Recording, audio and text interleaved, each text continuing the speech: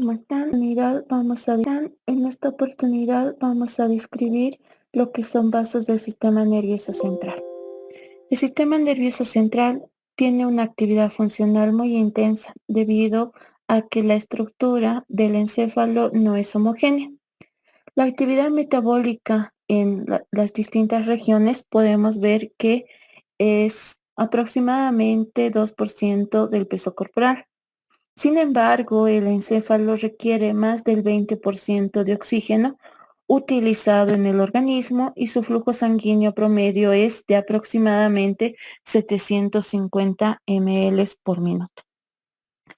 Los vasos van a estar dispuestos en dos grandes grupos, que son los vasos de la médula espinal y los vasos del encéfalo. Debemos mencionar que los vasos de la médula espinal van a estar dadas por las arterias espinales. Estas arterias espinales tienen una disposición segmentaria, es decir, que antes que ingresa a la médula espinal forma una red perimedular, donde existen la unión de las arterias espinales anteriores y de las arterias espinales posteriores. Estas se unen y forman esta red perimedular. Debemos señalar que la arteria espinal anterior se desprende de la arteria vertebral, tiene un trayecto corto y se une para formar la arteria espinal anterior, la cual va a descender por la cisura media anterior, por esta cisura media anterior, y sigue un trayecto casi horizontal a nivel de la médula espinal hasta el quinto segmento cervical. Vemos que da continuidad a la arteria espinal anterior, estos vasos que reciben a las arterias reticulares anteriores. Estas arterias radicular anterior que se anastomosa con esta arteria espinal anterior. En la parte posterior vamos a tener lo que es la arteria espinal posterior. Esta nace también de la arteria vertebral, alcanza la cara posterior de la médula espinal, situándose a cada lado del surco medio posterior, donde vemos que descienden por la porción inferior media de la médula cervical. Son reemplazadas por las arterias radiculares posteriores, que estas también se van a anastomosar con esta arteria espinal posterior. Estas arterias van a dar origen a la arteria radicular. Estas arterias radiculares tienen su origen a lo largo de toda la columna vertebral, ¿ya? Y vemos que las arterias vertebrales cervicales profundas, las arterias intercostales posteriores, lumbares y sacras, son las que van a dar al agujero intervertebral, donde se van a dividir en dos ramas, en una arteria radicular anterior y una arteria radicular posterior, ¿ya? Son las dos ramas colaterales de esta arteria radicular. Debemos tomar en cuenta que esta arteria radicular sigue el trayecto de las raíces espinosas del nivel que corresponde. Las arterias radiculares anteriores se dirigen hacia la cisura media anterior de la médula espinal, donde terminan anastomosándose con la arteria espinal anterior. Las arterias radiculares posteriores se dividen en dos ramas, ¿ya? En dos ramas. Y vemos que una de sus ramas desciende por delante y la otra sigue un trayecto por las raíces nerviosas posteriores. A nivel de la región torácica, estas se van a anastomosar con la arteria de Adam-Kettle, que irriga la región de la médula espinal torácica inferior y la región lumbar superior. Estas distintas ramificaciones que presenta estas arterias forman un círculo arterial que se denomina círculo arterial perimedular, que da origen a vasos en el interior de la médula espinal. Eso en referencia a la irrigación. La irrigación venosa de la médula espinal va a estar distribuida también casi con el mismo trayecto que hemos descrito en las arterias. En esta vamos a ver que presenta una red venosa perimedular, las cuales va a estar formada a través de las venas espinal anterior, vena espinal posterior y las venas reticulares. Por eso es que les decía que sigue el mismo trayecto de estas arterias. Estos van a formar lo que son los troncos venosos. Estos troncos venosos se dirigen hacia los plexos venosos epidurales, que se encuentran situados entre la dura madre y el conducto vertebral, es decir, en el espacio epidural. Vamos a ver entonces esta disposición de las venas. Fíjense acá, tenemos en esta. Vemos que en la parte anterior encontramos al plexo venoso vertebral que se encuentra en el espacio epidural entre la dura madre y la parte ósea que forman este espacio, el espacio epidural. Este plexo venoso va a estar formado por la confluencia de las venas espinal anterior, espinal posterior y la vena radicular. Por la parte media vamos a encontrar a esta vena intervertebral que va a desembocar en la vena intercostal posterior y la vena intercostal posterior desemboca en la vena ácigos. En el otro lado también vemos la formación de este plexo venoso vertebral en el espacio epidural. Vamos a ver que existe una vena que también es la vena intervertebral. Esta desemboca en la vena intercostal posterior y van a desembocar en la vena hemiácigos. En la parte anterior también vemos este plexo venoso vertebral anterior que también se encuentra en el espacio epidural. Si ustedes se fijan en esta otra imagen, tenemos acá a lo que son las venas medulares segmentarias anterior y posterior, que van acompañando, ¿no?, a lo que son las raíces nerviosas, tanto raíces nerviosas anteriores como las raíces nerviosas posteriores, que van ingresando hacia la parte media de la cisura media anterior de la médula espinal, donde vamos a tener a esta, que es la arteria del surco medio anterior junto con su vena del surco medio anterior. Esta se va a distribuir a través de las astas anteriores y las astas posteriores. Por la parte posterior también tenemos el ingreso de las arterias espinales posteriores, la vena espinal posterior, que estas se van a distribuir por el cordón posterior de la sustancia blanca de la médula espinal. Esa es la distribución que presenta y la irrigación esta médula espinal. Debemos recordar también que el encéfalo se va a encontrar abundantemente vascularizada, tanto la irrigación venosa como la irrigación arterial.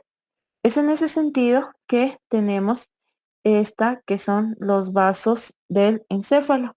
En específico vamos a ver que el círculo arterial del cerebro va a estar dispuesto por cuatro grandes arterias, que son las arterias vertebrales, ya, estas dos arterias vertebrales que penetran al cráneo a través del agujero magno y se dirigen hacia la parte superior y media, pasando por el surco basilar, ya, donde en la región del surco bulbo pontino, estas se van a unir y van a formar directamente esta arteria, que es la arteria basilar. Esta arteria basilar sigue la cara anterior del puente de Barolio, que forma un surco, que es el surco de la arteria basilar, por donde se apoya esta arteria basilar y en la parte media va a dar dos ramas, que son las arterias cerebrales posteriores derecha y arteria cerebral posterior izquierda. Estas dos arterias cerebrales posteriores van a irrigar la parte media de este puente de Barolio y la parte inferior del mesencéfalo. Vamos a ver que por la parte media ingresa la arteria carótida interna. Esta arteria carótida interna va a ingresar a la altura del seno cavernoso, medial a la apófisis clinoides anterior.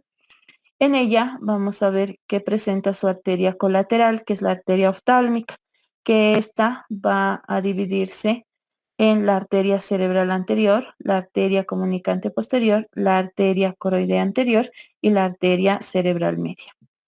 La arteria cerebral anterior se origina hacia la parte anterior y medial y vamos a ver que pasa superiormente al nervio óptico y se une en la parte anterior al quiasma óptico por medio de la arteria comunicante anterior.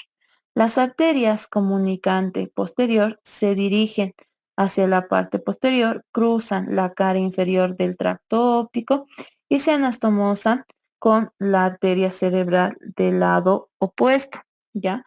A través de una rama de la arteria basilar. Estas ramas van a formar lo que es el círculo arterial del cerebro, también denominado pentágono de Willis. Debemos mencionar que en esta región también vamos a encontrar lo que son los vasos del romboencéfalo, ¿ya? Estos vasos del romboencéfalo van a estar directamente relacionados a la región de tallo encefálico y la irrigación del cerebelo. En instancia vamos a ver las arterias de la médula oblonga. Estas arterias de la médula oblonga son las arterias medias anterior o arteria de los núcleos, ¿ya? Arterias media anterior o arteria de los núcleos. Estas arterias van a penetrar en la médula oblongada a través de la fisura media anterior, a través de esta fisura media anterior, y se dirigen hacia la sustancia gris del suelo ventricular.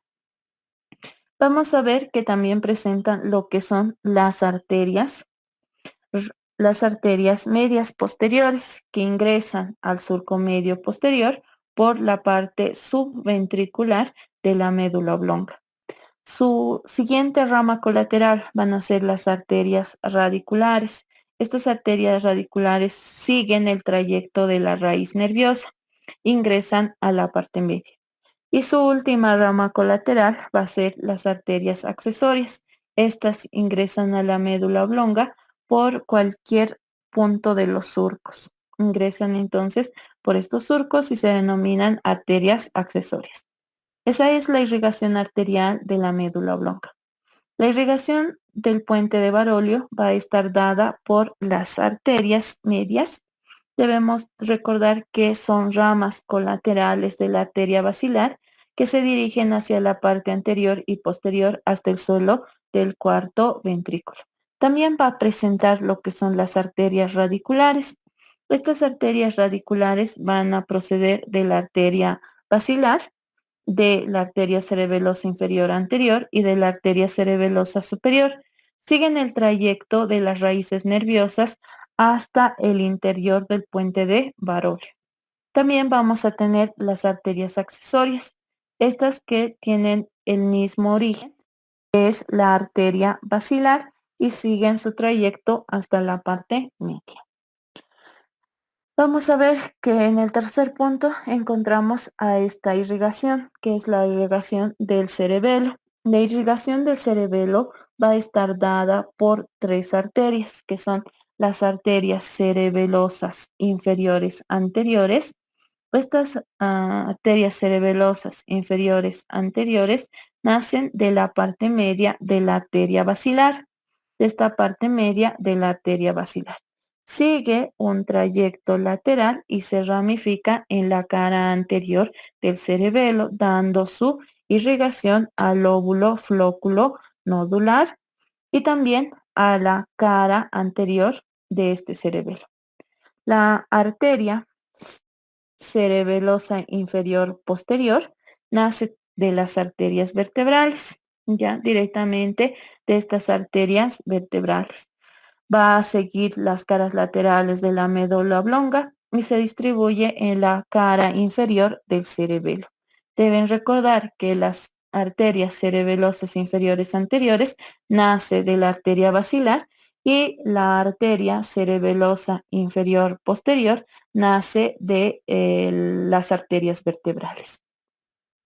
Finalmente, en el cerebelo vamos a encontrar esta otra arteria, que es la arteria cerebelosa superior. Esta nace del extremo superior de la arteria basilar, se bifurca, rodea la cara lateral de los pedúnculos laterales y se ramifica por la cara superior del cerebelo. ¿Listo? Entonces tenemos la arteria cerebelosa superior. Eso en cuanto a la irrigación del romboencéfalo. Vamos a tener también lo que son las arterias del mesencéfalo. Dentro de las arterias del mesencéfalo tenemos a las arterias de los pedúnculos cerebrales. Estas van a tener su origen en la arteria basilar, ¿ya? Y sigue un trayecto casi lateral y da origen a las arterias centrales posteromediales. Estas ingresan a los pedúnculos cerebrales por los agujeros de la sustancia perforada posterior.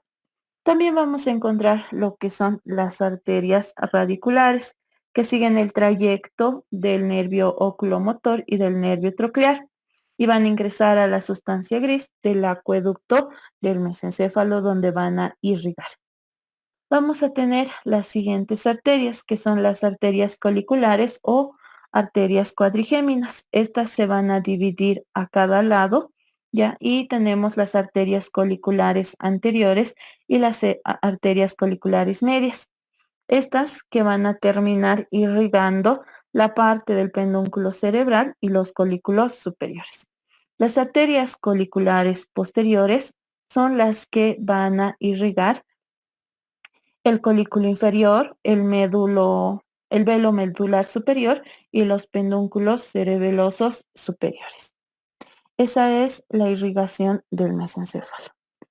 Y como ustedes han visto durante la descripción, esta está directamente relacionada a lo que es este polígono de Willis, ¿ya?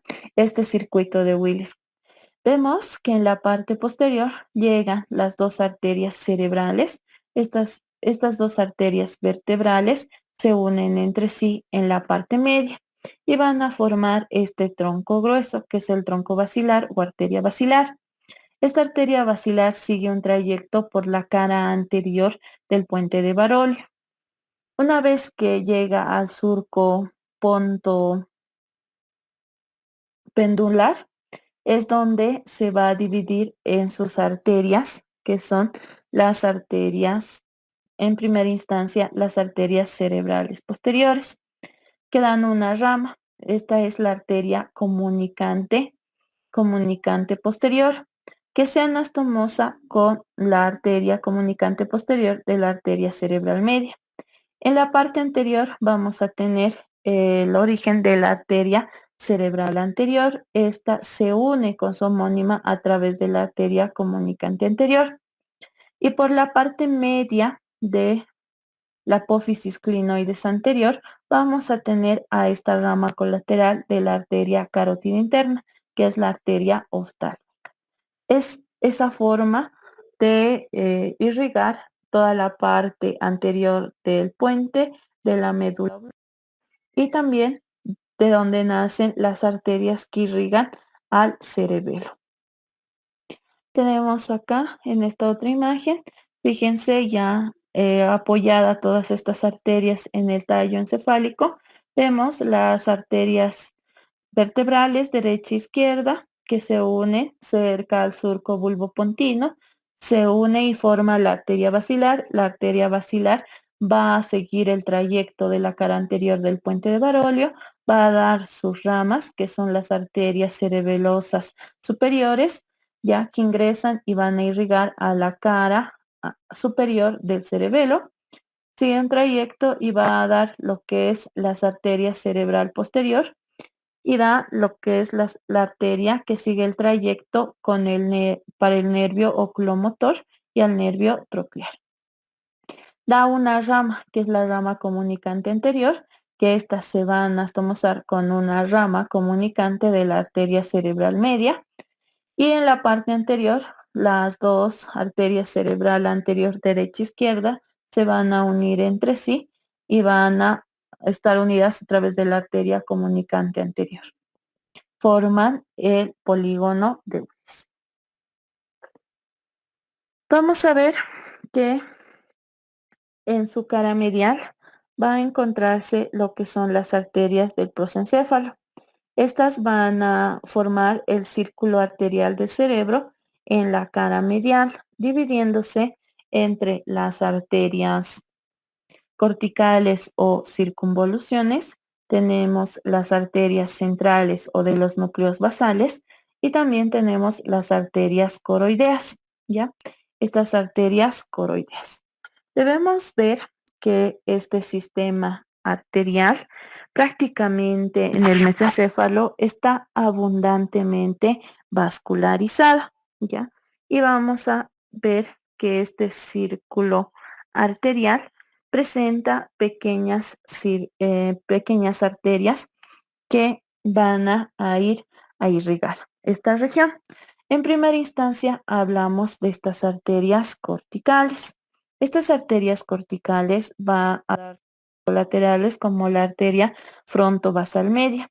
Esta que va a irrigar la región medial de la porción orbitaria del lóbulo frontal, incluyendo la parte del bulbo olfatorio y la región del tracto olfatorio. La siguiente arteria que va a dar es la arteria frontopolar, ¿ya? Esta arteria frontopolar va a estar irrigando toda la parte anterior del lóbulo frontal, nace a la altura del cuerpo calloso, rodilla del cuerpo calloso, e irriga la parte medial del lóbulo frontal.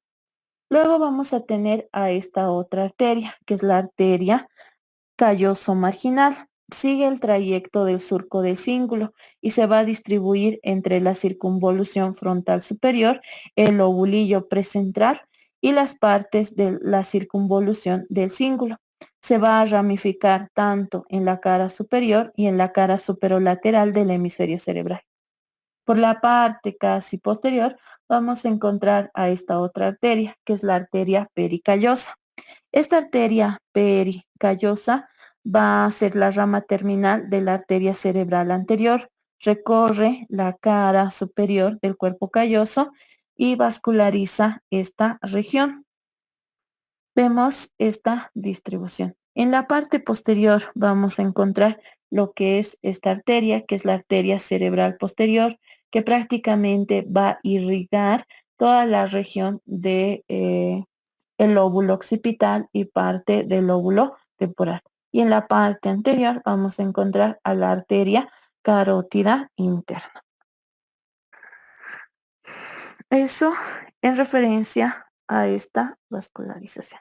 Debemos recordar que también presenta una vascularización superficial y esta va a estar dada a través de la arteria cerebral media. Es la continuación de la arteria carótida interna, de esta arteria carótida interna. En esta vamos a ver que a la altura del lóbulo de la ínsula va a alcanzar la cara superolateral del hemisferio cerebral y termina en el fondo de la circunvolución angular. La arteria cerebral media va a dar ramas centrales y ramas corticales. Las ramas centrales van a estar dadas por las arterias centrales anterolateral. Estas arterias centrales ingresan a la porción lateral de la sustancia perforada anterior y van a distribuirse entre el núcleo caudado, el núcleo lenticular, el núcleo del tálamo óptico y el brazo de la cápsula interna.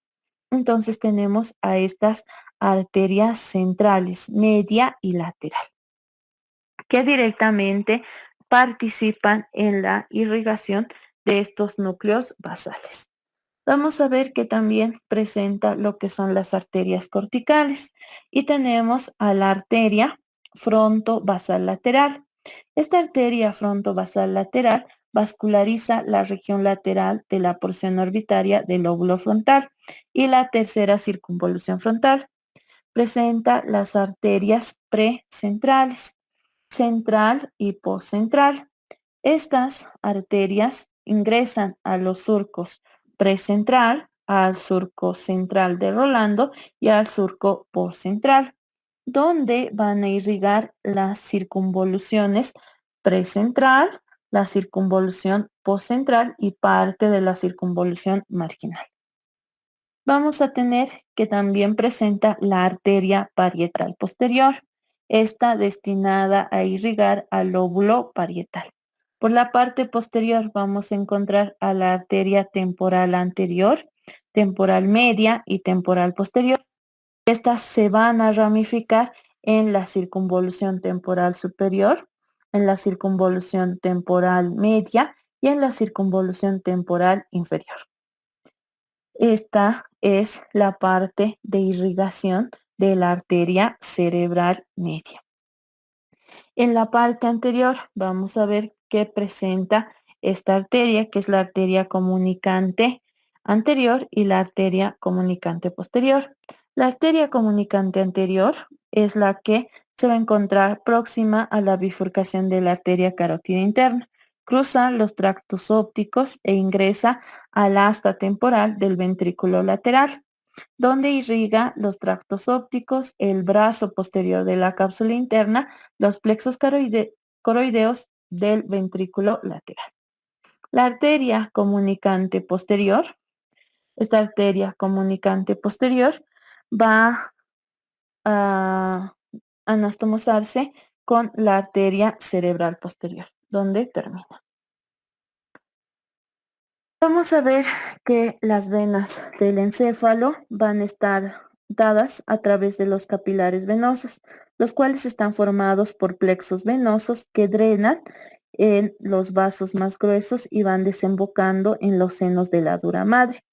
Podemos ver que estos senos van a estar formados por el seno sagital superior, seno sagital inferior, seno recto, la vena magna, ya el seno transverso, el seno occipital, el seno cavernoso, los senos petrosos superior e inferior y el seno occipital. Estos senos van a dar origen a los vasos, como son la vena yugular interna, y también va a dar origen a las venas del tronco encefálico. Estas venas del tronco encefálico, en primera instancia vamos a encontrar a las venas de la médula oblonga. Estas van a drenar en la red venosa de la médula espinal, que se dirigen hacia la parte del puente, ¿ya? Hacia la parte del puente, donde drenan en las venas del puente, comunican con las venas del bulbo, de los pedúnculos cerebrales y del cerebelo. Vamos a ver que la tercera vena son las venas del pedúnculo cerebral. Estas desembocan en las venas basilares y en las láminas cuadrigéminas de las venas cerebrales internas. Vamos a ver que las venas cerebelosas también van a ser independientes y estas van a drenar en las venas cerebelosas medias, que son las venas vermianas, y se dividen en las venas vermianas superior y en la vena vermiana inferior, que estas van a desembocar en este seno recto. Vamos a ver que las venas cerebrales se van a dividir en dos grupos, que son las venas cerebrales superficiales y las venas cerebrales profundas. Las venas cerebrales superficiales van a drenar la sangre venosa de la corteza y de la sustancia blanca subcortical en los senos de la dura madre. Entonces vamos a ver que se va a dividir en tres grupos. Y tenemos las venas de la cara medial, las venas de la cara superolateral y las venas de la cara inferior.